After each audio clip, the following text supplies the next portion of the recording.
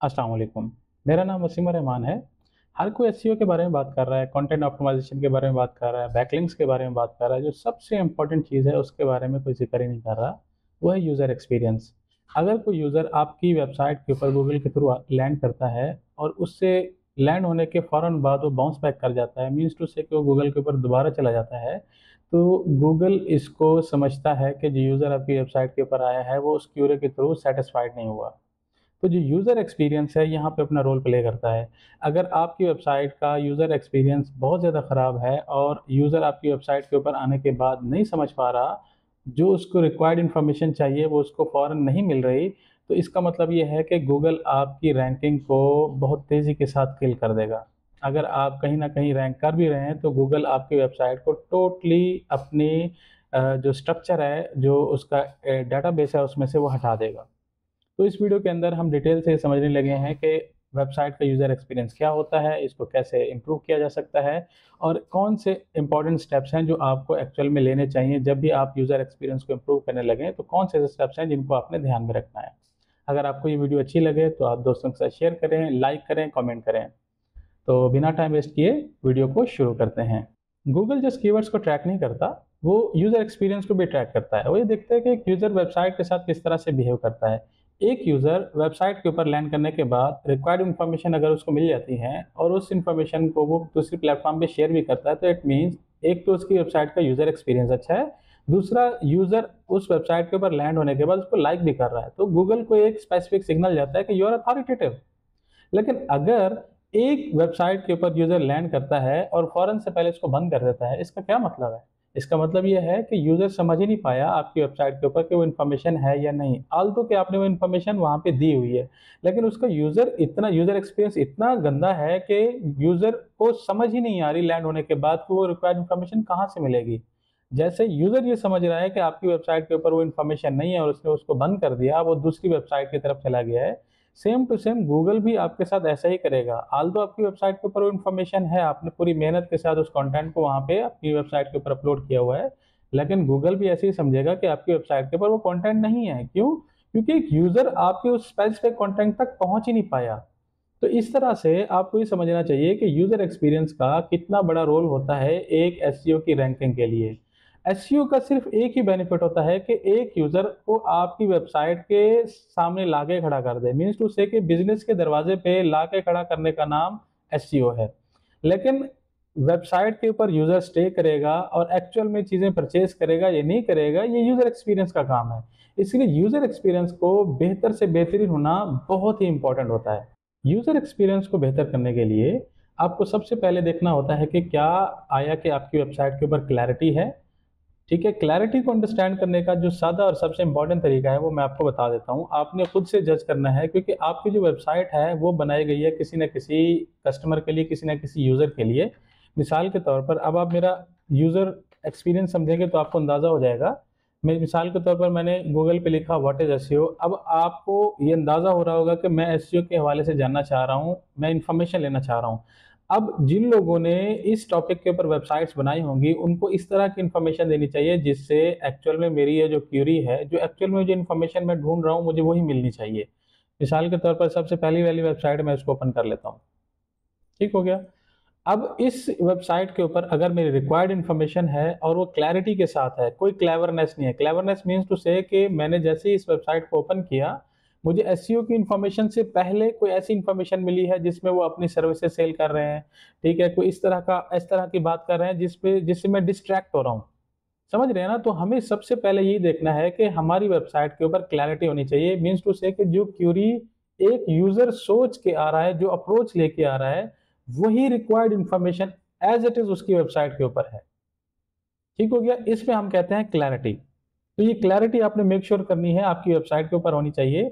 अगर नहीं है, आप इसी तरह से अपनी वेबसाइट को ओपन करें और अंडरस्टैंड करें कि कहीं क्लैरिटी मिसिंग तो नहीं है।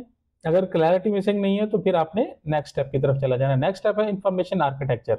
इन्फॉर्मेशन आर्किटेक्चर जो है, हम मैं आपको दिखाता हूँ कि वेबसाइट आर्किटेक्चर एक्चुअल होना किस तरह का चाहिए। ये मैंने आपके सामने सेमरस की वेबसाइट खोली है और इसके ऊपर आर्किटेक्चर उन्होंने दिया हुआ है, वेबसाइट का आर्किटेक्चर कैसे होना चाहिए। कि होम पेज के अंडर आपको मेन कैटेगरीज रखनी है। मेन कैटेगरीज वो आपकी हो सकते हैं, अगर आप प्रोडक्ट सेल कर रहे हैं तो प्रोडक्ट से रेलिवेंट हो सकते हैं, अगर सर्विसेज सेल कर रहे हैं तो सर्विसेज के रेलिवेंट हो सकते हैं। उसके नीचे फिर आपने उनके सब कैटेगरीज को मेंशन करना है, फिर उसके नीचे अपने सब कैटेगरीज को मेंशन करना है। तो ये जो कैटेगरीज का स्ट्रक्चर है ये बेसिकली क्या है, ये आपकी इंफॉर्मेशन आर्किटेक्चर है कि आप एक इंफॉर्मेशन को प्रॉपर तरीके से एक यूजर को बता रहे हैं कि अगर वो कैटेगरी के हवाले से इंफॉर्मेशन चाह रहा है, अगर सब कैटेगरीज के हवाले से चाह रहा है तो सब कैटेगरी मेन कैटेगरी के अंडर है, ठीक है, और सब कैटेगरी सब कैटेगरी के अंडर है। तो ये बेसिकली क्या है, बेसिकली ये है कि आपकी इंफॉर्मेशन का एक फ्लो है और यूजर भी इस फ्लो को अंडरस्टैंड करता है और इस फ्लो की बेस पे वो अपनी रिक्वायर्ड इंफॉर्मेशन को बहुत आसानी के साथ गूगल से फैच कर सकता है, गूगल से ले सकता है। तो आपने इस इंफॉर्मेशन के स्ट्रक्चर को ध्यान में रखना है, अपनी वेबसाइट को देखें, अगर इस तरह का आर्किटेक्चर नहीं है तो मेक श्योर करें कि आपका आर्किटेक्चर इसको फॉलो करे। उससे अगला है मोबाइल फर्स्ट डिजाइन। आपकी वेबसाइट मोबाइल के लिए रेडी होनी चाहिए और आपकी वेबसाइट मेक श्योर करें कि डेस्कटॉप से कहीं ज्यादा मोबाइल के लिए फ्रेंडली हो। अगर आपको अंदाजा नहीं है कि मोबाइल फ्रेंडली किस तरह से जज किया जा सकता है, गूगल पे जाएं, यहाँ पे लिखें, गूगल का एक फ्री टूल है मोबाइल फ्रेंडली टेस्ट, तो आपके सामने ये गूगल का टूल आ जाएगा। वैसे तो बहुत सारे टूल हैं, ये स्मॉल एसईओ टूल्स जो है ना .com, ये बहुत अच्छी वेबसाइट है, तो बहुत सारे आप कहीं से भी टेस्ट कर सकते हैं। अपनी वेबसाइट का यूआरएल यहाँ पे देंगे तो आपको ये बता देगा कि एक्चुअल में आपकी वेबसाइट जो है ना मोबाइल फ्रेंडली है नहीं है। तो मेक श्योर करना है कि आपकी जो वेबसाइट है वो मोबाइल फ्रेंडली होनी चाहिए।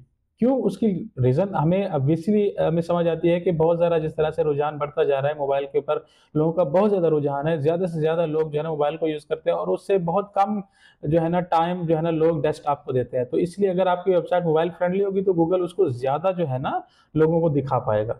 उसके बाद अगला हमारा है स्टेप जो है ना page speed you can feel. अब पेज स्पीड के बहुत सारे टूल हैं, गूगल ने भी दिया हुआ है, वो मैं आपको दिखा देता हूँ कि पेज ये आ गया हमारे सामने आ गया। बल्कि अब ये जो पेज स्पीड का वो एक्चुअली टूल है, आपने सिर्फ इसके ऊपर रिलाई नहीं करना। अगर कोई वेबसाइट है आपकी, आपने उसको ओपन करके देखना है कि वो कितने सेकंड्स में ओपन होती है, आपने इसको फील करना है। ये देखना है कि एक यूजर जब आपकी वेबसाइट के ऊपर आए और वेबसाइट को ओपन करें, अब जैसे मान के चलिए कि हमारी वेबसाइट है, मैं इसको ओपन कर रहा हूं, तो आप ये देखेंगे कितने सेकंड्स में ओपन हो रही है, क्या यूजर इस वेबसाइट को ओपन करने के बाद क्या वो यहाँ पे रहेगा रिक्वायर्ड इन्फॉर्मेशन को लेने के लिए या नहीं रहेगा। अगर आप फील कर पा रहे हैं कि हाँ यूजर इसके ऊपर रहेगा, तो इसका मतलब यह है कि आपका जो ये स्टेप है ये भी क्लियर है। उसके बाद है easy to scan content. Easy to scan होना चाहिए। अब ये देखें, जैसे ये कंटेंट है, कंटेंट टेबल ऑफ कंटेंट दिया हुआ है, उसके बाद हेडलाइंस है, मेन हेडलाइंस है, सब हेडलाइंस है। अब आपका कंटेंट इस तरह से होना चाहिए कि एक यूजर स्कैन कर पाए, क्योंकि जैसे ही यूजर वेबसाइट किसी भी वेबसाइट के ऊपर लैंड करता है, वो वेबसाइट के कंटेंट को इस तरह से स्कैन करता है। उस स्कैनिंग से उसको समझ आ जाता है कि क्या उसकी जो रिक्वायर्ड इन्फॉर्मेशन है इस वेबसाइट के ऊपर, इस पेज के ऊपर है या नहीं। अगर आपने अपने कंटेंट के फ्लो को इस तरह से नहीं बनाया हुआ कि एक यूजर जो है ना आसानी के साथ आकर स्कैन कर सके, तो आपकी वेबसाइट के ऊपर वो टिकेगा नहीं। तो आपको मेक श्योर करना है कि आपका जो कंटेंट है इस तरह का होना चाहिए कि यूजर आने के बाद आसानी के साथ वो अंडरस्टैंड करे, वो इमेजेस देख सके और इमेजेस उसको बताएं कि यू आर अथॉरिटेटिव, आप जो इंफॉर्मेशन अपने पेज के ऊपर दे रहे हैं एक्चुअल में वो एक वर्दी है, ट्रस्टेबल है। ठीक हो गया, तो ये चीज जो है ना बहुत पॉजिटिव इंपैक्ट डालती है। उसके बाद जो अगला स्टेप है वो है पॉप्स अप एंड डिस्ट्रैक्शंस। ये बहुत इंपॉर्टेंट चीज है। अगर मिसाल के तौर पर आपने कोई न्यूज लेटर, जैसे यहाँ पे राइट साइड पे इन्होंने दिया हुआ है, बहुत सारी ऐसी वेबसाइट्स होते हैं, जैसे ही ओपन वेबसाइट करो उसके सामने सबसे पहले पॉपअप आ जाता है कि भी इंटर योर ईमेल एड्रेस। ये बहुत ही बैडली डिस्करेज होता है एक यूजर की तरफ से। जैसे ही पॉपअप आए और लोग क्या करते हैं, फौरन से पहले वेबसाइट को बंद कर देते हैं।